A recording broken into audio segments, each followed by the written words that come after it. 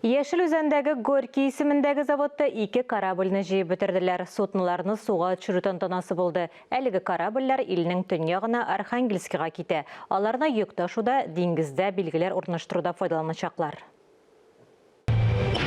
Корабль бортына бәріп, шампан шәрәбі шешесін вату бұрынғы традиция генә түгел, диңгез сотнысын ноқлыққа бірінші тапқыр текшеруде. Судның бұрын өлішіне айырым бар. Біз классындағы карап диңгізде бұзларны батып езерге тиеш.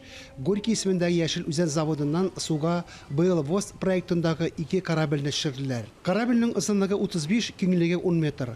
Бұлар судны үшін зор болмаған өлшемлер. Корабль суда түндік диңгіз навигациясы бойынша түрлі бұрыштарны үтәргә сәләтле.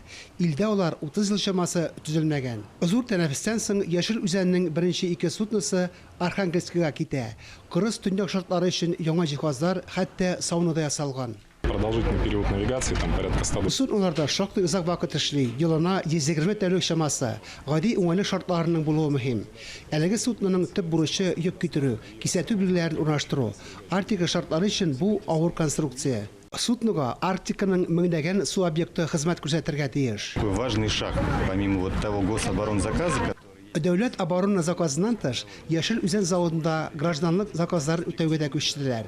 Заказларны үтәгәндә төньяк территорияләрнең үзенчәлекләре исәпкә алына. Корабльләр нык материалдан ясала. Заводта шундый 6 судны җыярга заказ кабул ителгән инде. Яшел үзән предприятиесендә ясалган беренче суднолар ел ахырына кадәр диңгезгә чыгарга тиеш. Фарис Мөхәммәтов, Айнур Вәлиәхмәтов, Дамир Мөхәммәтханов, Татарстан яңалыклары, Яшел үзән.